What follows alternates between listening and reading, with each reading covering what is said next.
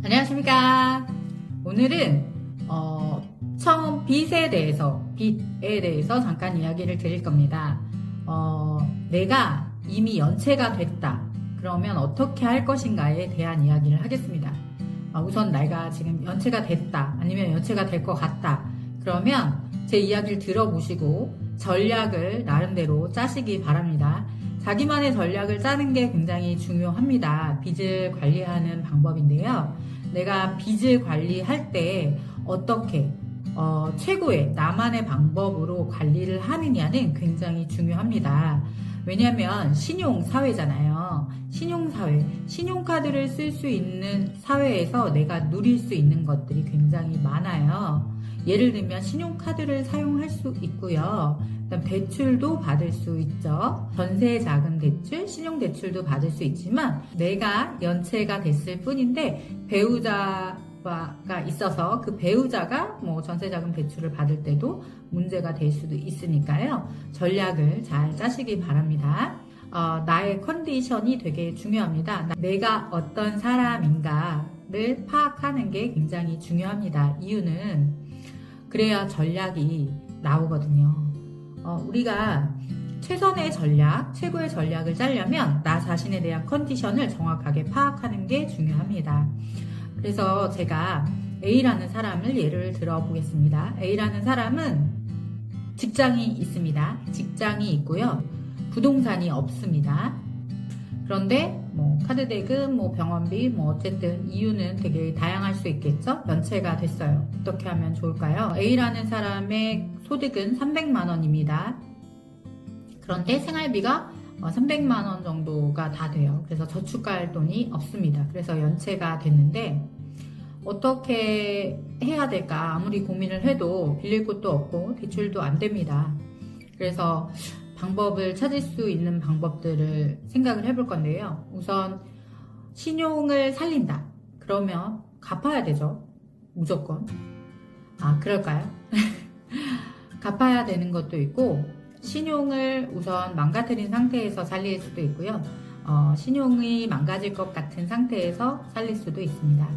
방법들이 굉장히 많기 때문에 나만의 방법을 최선의 방법을 찾기 바랍니다. 연체가 예를 들면 1,000만 원이 됐어요. 근데 내가 이 1,000만 원이 아무리 해도 지금 당장은 해결을 못하고 그 다음 달에도 연체될 게 500이 있고 그 다음 달에도 500이 있어서 총 2,000인데 내가 한 4, 5개월 후에 이 2,000만 원을 그래도 마련할 수 있다. 그러면 어떻게 하는 게 좋냐면요.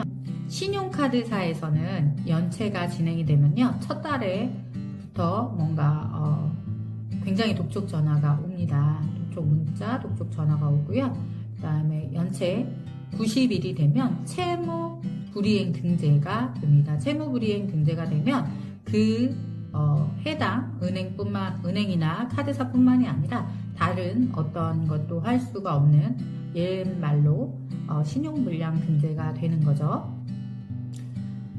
그러면 연체가 됐어요. 연체가 됐고 신용불량 등재가 되려고 하는 찰나입니다.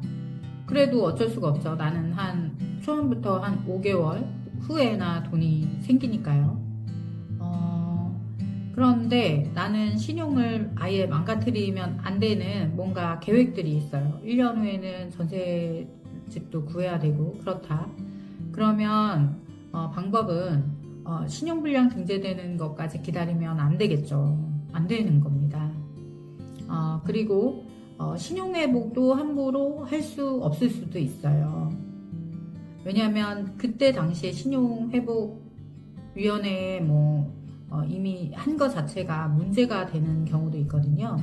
신용회복을 했다고 해도 그 신용회복을 한 시점과 내가 대출받는 시점을 잘 살펴보셔야 돼요. 신용회복 신청을 해서 전혀 상관이 없는 기간도 있지만 그렇지 않은 분명한 기간들이 있거든요. 그렇기 때문에 신용회복을 해도 신용회복 며칠부터는 그게 이제 채무불이행 등재나 이런 게 다 정상화가 되는지 그런 것들을 확인해야 되고요.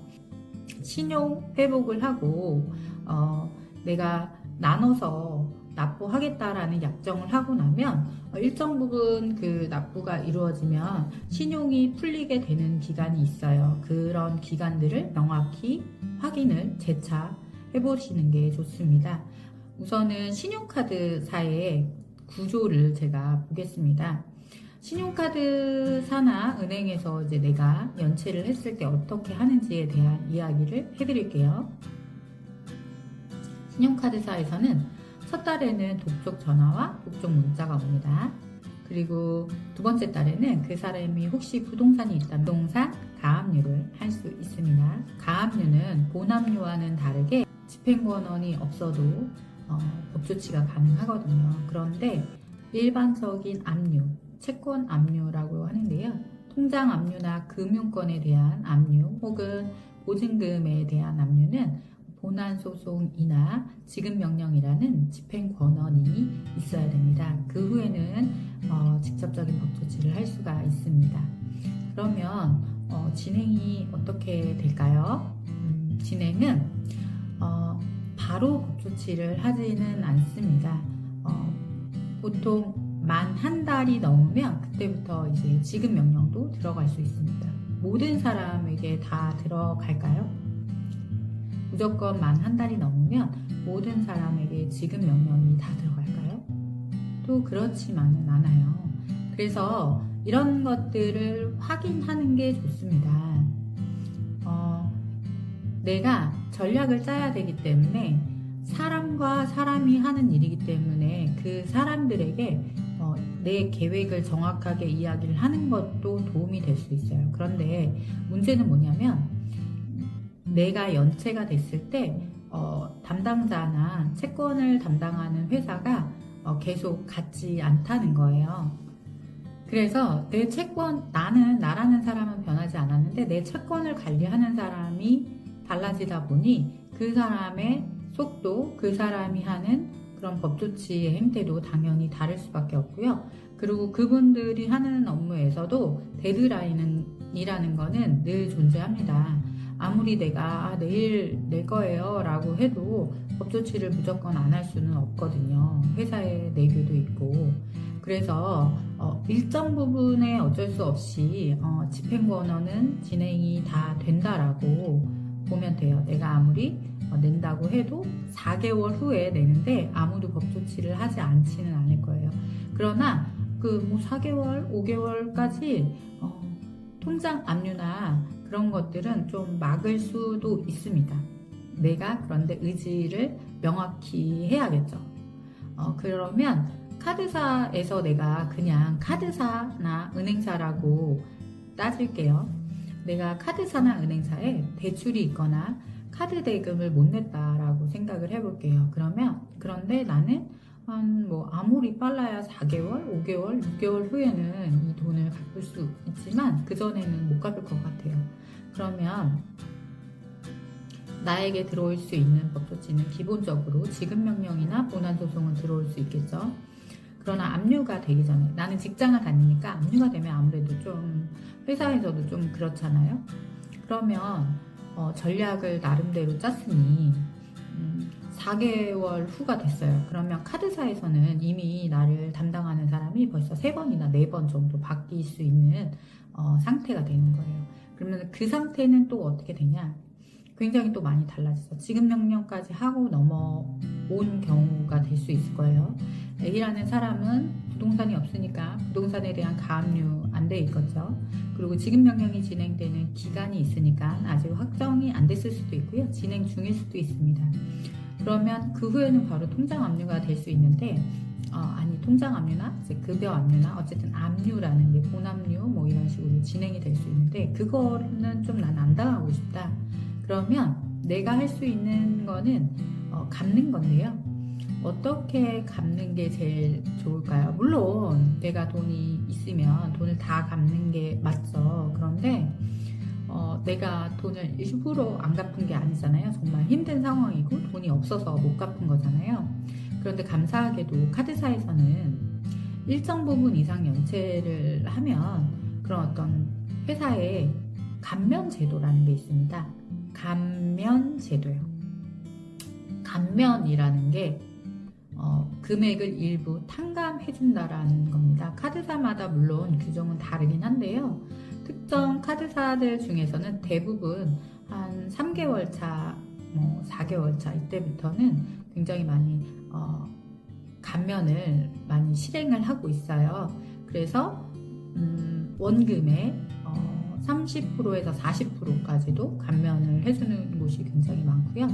이자는 100% 감면을 해주는 곳들이 있습니다. 그러면 감면을 받고 내가 변제를 하면 카드를 쓸 수 있을까요? 대부분 못 씁니다. 왜냐하면 그 카드사에서 감면을 해준다라는 건 무슨 말일까요? 되게 중요한 포인트죠. 이 사람은 변제 능력이 없다라는 걸 명확히 함으로써 이 사람이 변제 능력이 없는 사람이라서 변제할 수 없다라는 거를 어필을 해서 담당자겠죠. 채권 담당자가 회사에 승인을 얻은 후에 감면을 해주는 시스템입니다. 그렇기 때문에 여러 절차가 필요하지만 예를 들면 내가 2천만 원의 채무를 40% 원금 탕감을 받았다면 이자가 한 4개월 동안에 200만 원 이상 붙어 있을 거예요. 그럼 한 2,200만 원이다. 거기에 200만 원은 빼고 원금 2천만 원에 40%다. 그럼 800만 원이죠. 그럼 총 1,000만 원을 감면을 받으실 수 있는 거예요. 근데 1,000만 원 굉장히 큰 돈 아닌가요? 이자 나는 신용이 좋을 때 이자를 안 낸 적이 있나요? 없잖아요. 그쵸? 나는 신용이 좋을 때 이자를 꼬박꼬박 냈습니다. 근데 오히려 신용이 나빠진 상태에서는 이자를 감면받을 수 있는 거예요. 뿐만 아니라 원금도 감면받을 수도 있습니다. 그뿐인가요? 차상위 계층이나 특수 채무자들, 예를 들면 장애인이나 70세 이상 혹은 여러 가지 몇 가지 조건들이 회사마다 다 있는데요. 기초생활수급자라든가 그런 분들은 4개월만 지나도 최고 90%까지도 원금 감면을 해주는 회사들도 있습니다. 그렇다면 내가 그런 사람이다. 그렇다면 감면을 안 받을 이유가 없죠. 단 불이익이 없지는 않아요. 불이익은 있어요. 무슨 불이익이 있을까요? 그 회사에 그 카드를 못 씁니다. 더 이상 재발급도 안 되고요. 기존에 있었던 카드는 다 내가 탕감을 받았기 때문에 다시 사용할 수가 없습니다. 그런데 그래도 어떤가요? 이 우리나라에 지금 현재 카드사가 한 곳, 두 곳은 아니잖아요. 더 많기 때문에 다른 곳들을 소비자는 이용하셔도 되지 않을까요? 그리고 이것의 가장 큰 장점은 뭐냐면 그 회사에서 내가 탕감받았다고 하면 그 회사의 DB에만 남아있는 나의 탕감 조건이라는 이야기예요. 타사에서는 그 사람이 돈을 다 갚은 걸로 표기되기 때문에 전혀 신용상의 문제가 없습니다. 그렇기 때문에 내가 그 후에 대출을 받는다라는 그런 어떤 대상이었다. 대출을 받을 계획이었다. 그렇다고 해서 내가 원금 감면을 받는 것 자체가 문제가 되지는 않는다는 겁니다. 그러면 오늘 시간은 굉장히 간단한 채무에 대해서 이야기를 했는데 그 중에서도 신용카드나 아니면 단기 연체에 대한 이야기를 드렸고요. 그것도 카드사에 대한 감면 조건에 대해서만 이야기해드렸어요. 굉장히 채무를 갚는 방법은 많습니다. 부동산이 있거나 없거나 상관없이 나는 신용을 빨리 살리고 싶다 하시는 분들은 프리 워크아웃이나 일반 워크아웃을 신청하셔도 됩니다. 프리 워크아웃은 내가 딱히 연체를 하기 전에도 신청할 수 있는 건데요. 이자가 굉장히 저렴해지고 채무가 굉장히 여러 군데에 있었던 걸 한 곳으로 모을 수 있습니다. 그리고 일정 부분씩 나눠서 분할해서 낼 수 있는 거예요. 단 프리 워크아웃을 신청을 하면 기존의 신용카드를 쓰시거나 그랬던 거는 사용할 수 없습니다. 그리고 일정 기간 동안 신용에 잠깐 사용을 못할 수 있어요. 신용생활을 못할 수 있어요. 그러나 워크아웃 신청을 하고 나서 성실히 일정 기간 1년 이상 예를 들면 성실 납부를 했다. 그러면 그 후에는 다시 신용카드를 재발급 받으셔서 사용을 하실 수도 있습니다. 그거는 신용카드 각각의 회사에서 마련하는 지침이기 때문에요. 내가 신청해서 가능한 곳을 이용하시면 됩니다. 채무 발생됐다. 그렇다면 물론 너무 고민되죠. 엄청 고민될 거예요. 신경 쓰이고. 그러나 나에게 맞는 방법을 찾아보는 건 어떨까요? 무작정 남이 어떤 사람이 뭘 했다고 해서 그것이 정답이 될 수는 없습니다. 나에게는 내 상태에 따라서 내가 재산이 있거나 없거나 혹은 내가 배우자와 뭔가 계획이 있거나 없거나 아니면 집에 대한 계획이 있거나 없거나 여러 가지 컨디션에 따라서 내 조건에 따라 나는 채무 상환에 대한 방법 달리해야 된다는 거죠. 그렇다면 이제 좀 생각을 해보시겠어요? 나는 혹시라도 연체가 됐다. 연체가 될 것 같다. 도저히 방법이 없다. 그러면 한번 좀 고민을 해보셨으면 좋겠습니다. 나는 어떤 전략을 짤까? 나는 이 돈을 어떻게 갚을 것이고 언제 갚을 것인가? 그런데 뭐 1000, 2000이 아니라 나는 연체가 될 것 같은데 뭐 그게 뭐 2000이든 3000이든 뭐 아니면 몇 억이든 도저히 내가 갚을 수 없는 상황이다. 그러면 방법이 없죠. 뭐 회생이든 파산이든 신청을 하셔야겠죠. 그런데 나는 아직 젊고 내 미래는 어떻게 흘러갈지 모르는데 신용을 좀 포기하는 거는 굉장히 아까울 수도 있거든요. 우리가 신용이 좋다라는 건 내가 이 신용사회에서 뭔가 활용할 게 굉장히 많다는 거잖아요. 왜냐면 내가 계속 돈이 많다면 나는 돈으로 돈을 벌 수 있는 일들을 계속 해나갈 수 있지만 내가 돈이 없다면 부채를 끌어와서라도 나는 무언가를 할 수 있잖아요. 내 일부 자산과 일부 부채, 내 자본과 부채에 합쳐서 자산으로서 내가 무언가를 할 수 있는 일들을 만들려면 신용을 잘 관리하는 게 중요합니다. 그래서 오늘은 빚 관리 중에서 첫 번째 단기 연체에 대한 이야기를 해드렸습니다. 6개월 이내에 연체가 되시려고 하시거나 그럴 수밖에 없는 그런 계획이 아니겠죠. 계획에 차질이 생겨서 그렇게 상황이 될 것 같다 하시는 분들께 무언가 조금의 도움이 되셨으면 좋겠습니다. 그리고 각 회사마다 감면 제도는 굉장히 많이 다르게 있거든요. 없지는 않습니다. 그러나 채권관리사나 뭐 카드사나 은행사에서 적극적으로 고객들에게 이러한 일을 먼저 제안을 드리지는 않아요. 당연하겠죠. 왜냐하면 불이익이 분명하게 있으니까요. 고객이 우리 회사를 완전 떠나야 되는데 그거를 굉장히 권장할 만한 회사가 있을까요?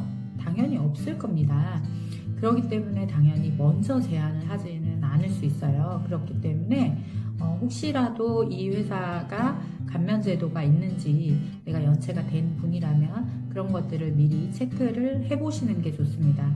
보통 내가 연체를 하게 되면 채권 담당자가 정해지게 돼 있습니다. 그 채권 담당자와 잘 상의하시면서 그런 방법들 조언을 구하시면 좋을 것 같아요. 그러면 오늘은 단기 연체했을 때의 빚 관리 첫 번째 시간으로 빚 관리에 대한 첫 번째 시간으로 영상 찍었고요. 지금까지 시청해주셔서 감사합니다. 그럼 다음 시간에 또 인사드리겠습니다. 저는 지금 곧 책 출간을 앞두고 있는데요. 제 책의 제목은 내 생에 봄날은 온다. 생애가 이가 아니라 아이입니다. 내 생에 봄날은 온다 라는 책이 3월 12일 정도에 이제 출간 예정입니다. 저는 계속 책 내용과 관련된 빚관리, 재무관리에 대한 여러 가지 이야기를 해나갈 건데요.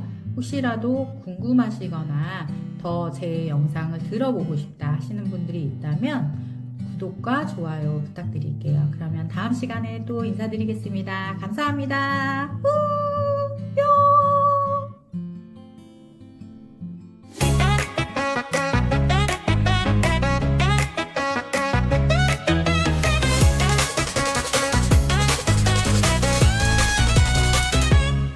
Always be seen 그놈들한테 다 털리고 파산하는 줄 알았지. 94일생으로 살아남았다고 환호했는데 부동산 역전세에 발목 잡혀 하늘이 무너지는 줄만 알았지. 근데 뭐 무너질 틈도 없었어. 세입자 나가면 페인트부터 새로 칠하고 망치 들고 바닥도 뜯고 가족과 같이 고친 집 빚은 갚아야지 한숨 쉰다고 바뀌겠어. 어제보다 나은 오늘을 살아야 하니까. 우는 내 생에 봄날은 온다. 창고는 바닥나도 난 다시 일어설 거야. 돈 앞에 울고 웃던 날들 많지만 결국 나는 내 힘으로 다시 피어날 거야.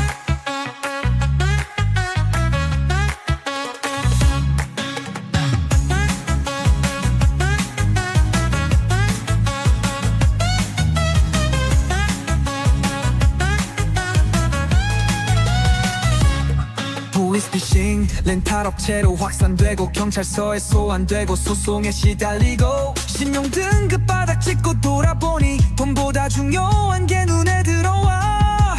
가족들과 협동하고 엄마 살피는 지금이 소중해. 돈이 전부는 아니지만 돈 없으면 힘들지. 그렇다고 무너질 순 없잖아. 버티고 살아남으면 언젠가는 겨울도 지나갈 테니까.